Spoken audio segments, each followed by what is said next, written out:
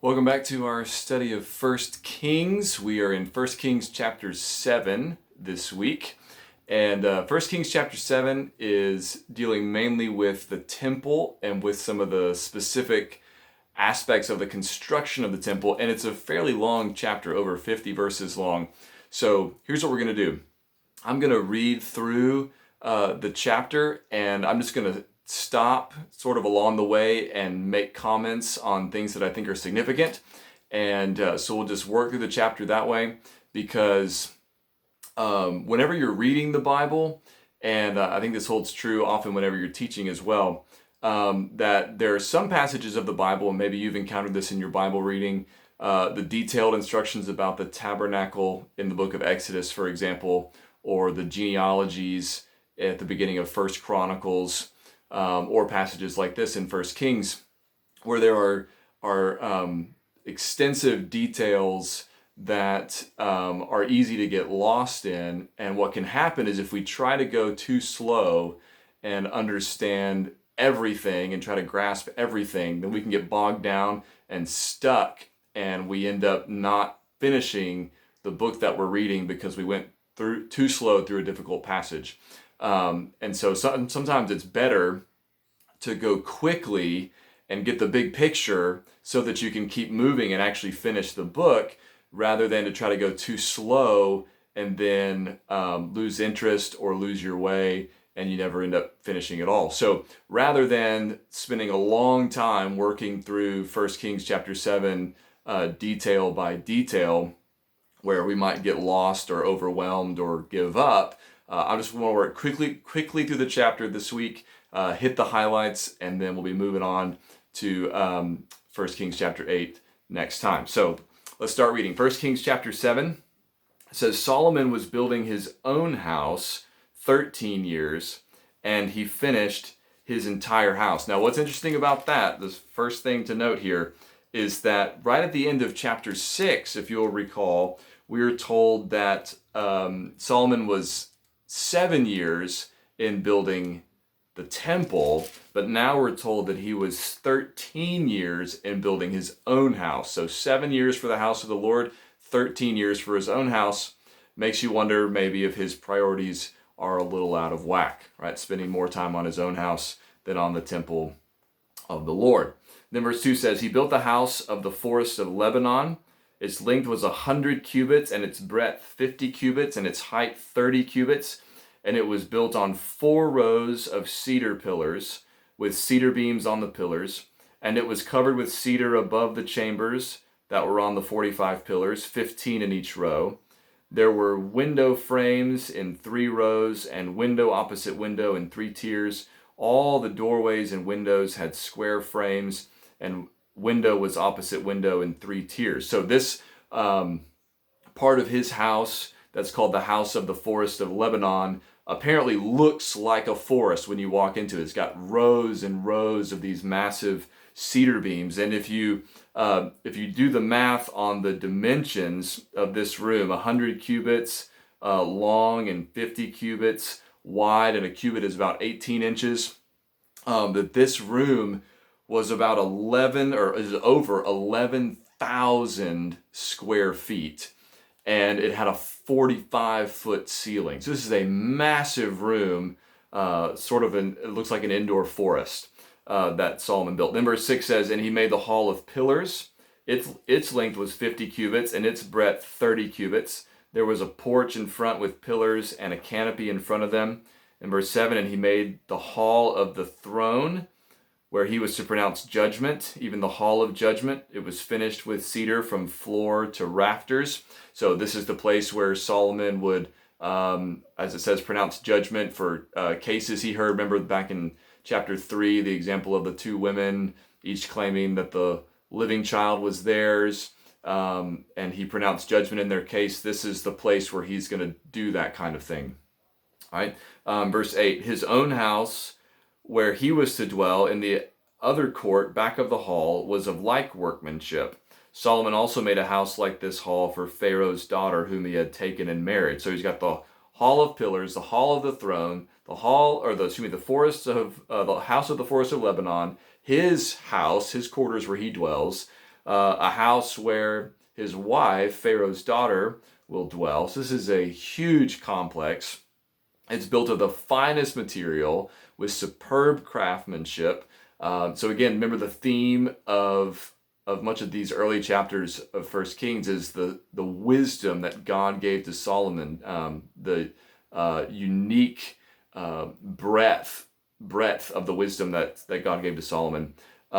We can say here that this was the house that wisdom built, right? This is Solomon constructing a beautiful structure with the wisdom that God gave him.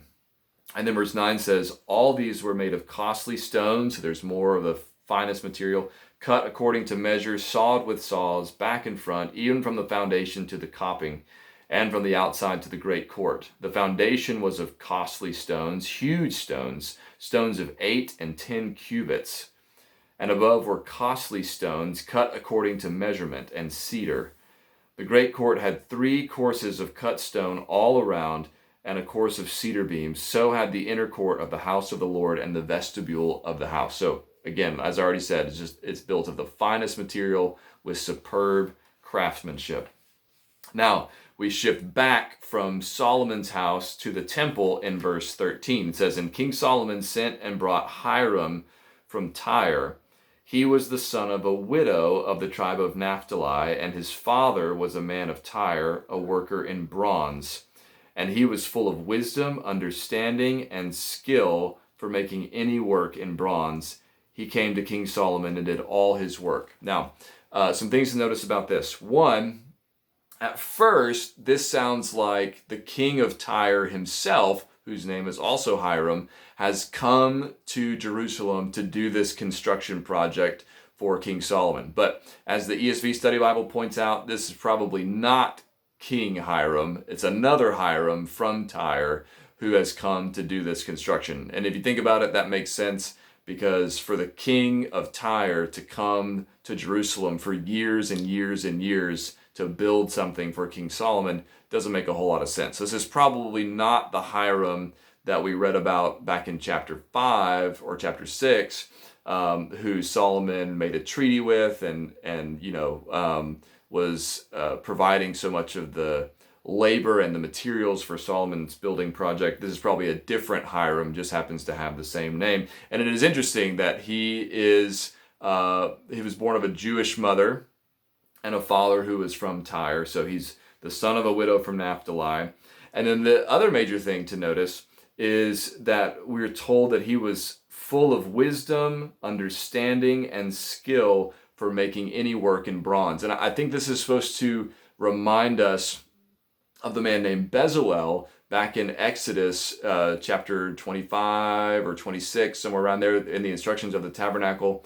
You read about Oholiab and Bezalel, and also later in chapter 31 of Exodus, who was likewise gifted with this ability to do superb craftsmanship for the construction of the tabernacle. So, for example, Exodus 31 says, the Lord said to Moses, see, I have called by name Bezalel, the son of Uri, son of Hur, of the tribe of Judah. And note this, I have filled him with the Spirit of God, with ability and intelligence, with knowledge and all craftsmanship, to devise artistic designs, to work in gold, silver, and bronze, in cutting stones for setting, and in carving wood, to work in every craft. So God gifted this man, Bezalel, filled him with the Spirit, and enabled him to do excellent work with all these different materials so that this beautiful tabernacle could be constructed for a dwelling place for the Lord. Similarly, now we have this man named Hiram, who is likewise a skilled craftsman who is building this temple, which now replaces the tabernacle as the dwelling place of God in the midst of his people. All right, so let's keep going. Verse 15. He cast 2 pillars of bronze. 18 cubits was the height of one pillar, and a line of 12 cubits measured its circumference. It was hollow, and its thickness was 4 fingers. The second pillar was the same. He also made 2 capitals of cast bronze to set on the tops of the pillars. The height of the one capital was 5 cubits, and the height of the other capital was 5 cubits. There were lattices of checker work with wreaths of chain work for the capitals on the tops of the pillars, a lattice for the one capital and a lattice for the other capital. Likewise, he made pomegranates in 2 rows around the one lattice work to cover the capital that was on the top of the pillar, and he did the same with the other capital. Now the capitals that were on the tops of the pillars in the vestibule were of lily work, 4 cubits. The capitals were on the 2 pillars, and also above the rounded projection, which was beside the lattice work. There were 200 pomegranates in 2 rows all around, and so with the other capital. He set up the pillars at the vestibule of the temple. He set up the pillar on the south and called its name Jachin. And he set up the pillar on the north and called its name Boaz. And on the tops of the pillars was lily work. Thus the work of the pillars was finished. So here we get into some of the serious details of the construction of the temple. This describing the 2 pillars that were sort of outside of the front entrance of the temple. And they're so big and so significant, they even get names, right? And just like we talked about with the inside of the temple, that it's meant to recall the Garden of Eden with all the flowers and gourds and trees and cherubim and whatnot. These pillars, likewise, the capitals on their tops have lily work and pomegranates carved into them, also to recall the temple, recall the garden right there at the entrance to the temple. And by the way, let me say here, reading a passage like this is one of the places where it's extremely helpful to have a really good study Bible. So, for example, the ESV study Bible will give you pictures of what different pieces of furniture in the tabernacle or the temple looked like, what the temple itself looked like, what some of the carvings might have looked like, show you where they were placed and things like that. If you're like me and just reading the words doesn't really give you the full visual picture, you need to see somebody draw it out. It's really helpful to have something like that to look at as you're reading the passage. So if you've got something like that available, I encourage you to take a look at it either while we're working through the passage or right afterwards, so you can sort of visualize what all this looks like. All right, verse 23. Then he made the sea of cast metal. It was round, 10 cubits from brim to brim, and 5 cubits high, and a line of 30 cubits measured its circumference. Under its brim were gourds, garden imagery again, for 10 cubits, compassing the sea all around. The gourds were in 2 rows, cast with it when it was cast. It stood on 12 oxen, 3 facing north, 3 facing west, 3 facing south, and 3 facing east. The sea was set on them, and all their rear parts were inward. Its thickness was a handbreadth, and its brim was made like the brim of a cup, like the flower of a lily. It held 2,000 baths. So this is a huge basin, basically, to hold water at the temple, ornately created and crafted. And then we have some smaller basins and their stands beginning in verse 27. He also made the 10 stands of bronze. Each stand was 4 cubits long, 4 cubits wide, and 3 cubits high. This was the construction of the stands. They had panels, and the panels were set in the frames. And on the panels that were set in the frames were lions, oxen, and cherubim. On the frames, both above and below the lions and oxen, there were wreaths of beveled work.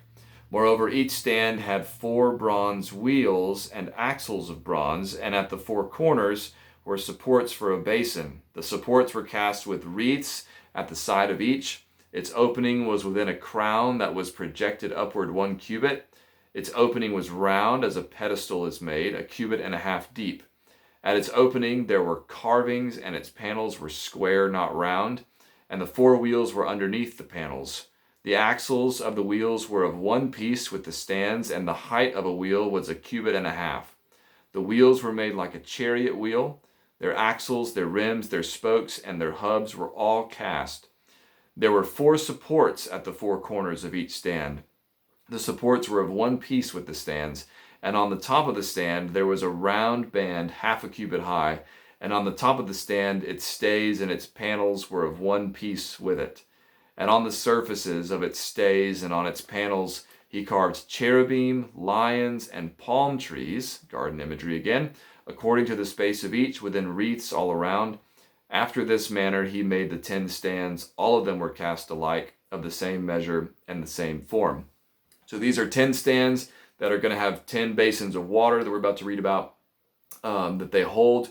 But one thing that is striking to me about this passage, and maybe this will interest you as well, is he describes how these stands have these pictures of lions and oxen and cherubim on them.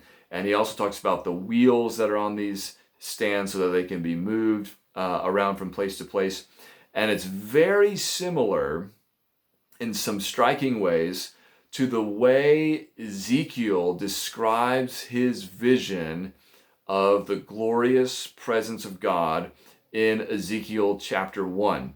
And you just have to go read that and check it out for yourself, but be on the lookout for lion, oxen, maybe even cherubim. Be on the lookout for interesting wheels. It's a almost unparalleled vision, the way Ezekiel describes it.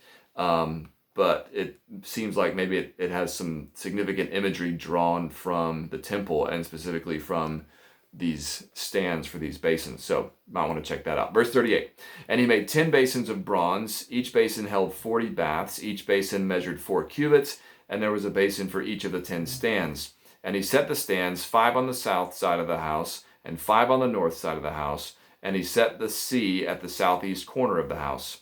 Hiram also made the pots, the shovels, and the basins. So Hiram finished all the work that he did for King Solomon on the house of the Lord. The 2 pillars, the 2 bowls of the capitals that were on the tops of the pillars, and the 2 lattice works to cover the 2 bowls of the capitals that were on the tops of the pillars, and the 400 pomegranates for the 2 lattice works, 2 rows of pomegranates for each lattice work to cover the 2 bowls of the capitals that were on the pillars, the 10 stands and the 10 basins on the stands, and the 1 sea, and the 12 oxen underneath the sea. So here we've got a list of all the things that Hiram built, and the main emphasis here is that Hiram finished all the work in verse 40. He finished all the work that was given to him to do on the tabernacle, or excuse me, on the temple, the house of the Lord for King Solomon.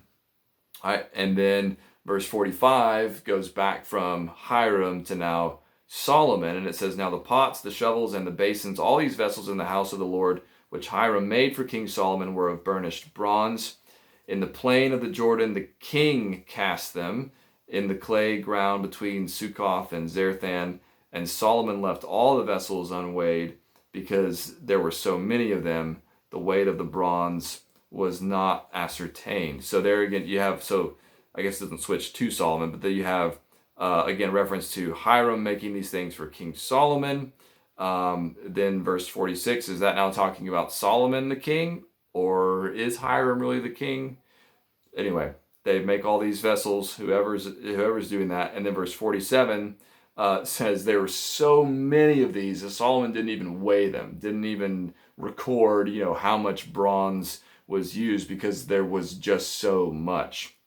All right, then verse 48, this is where it switches to Solomon. So Solomon made all the vessels that were in the house of the Lord, the golden altar, the golden table for the bread of the presence, the lampstands of pure gold, 5 on the south side and 5 on the north before the inner sanctuary, the flowers, the lamps, and the tongs of gold, the cups, snuffers, basins, dishes for incense, and fire pans of pure gold, and the sockets of gold for the doors of the innermost part of the house, the most holy place, and for the doors of the nave of the temple. So there's a list of all the things that Solomon made, these things made of gold instead of bronze, which is what Hiram was working with.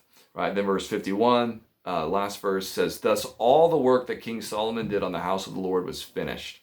And Solomon brought in the things that David his father had dedicated, the silver, the gold, and the vessels, and stored them in the treasuries of the house of the Lord. So remember that David had wanted to build a temple. He'd even made some of the preparations for the building of the temple. And now David's desire has been fulfilled according to God's promise in the work of his son Solomon, whom God gave wisdom to build a dwelling place for the Lord. So next time, hopefully we'll get to see some of the drama in a positive sense, some of the exciting drama around the completion and maybe even the dedication of the temple. God bless.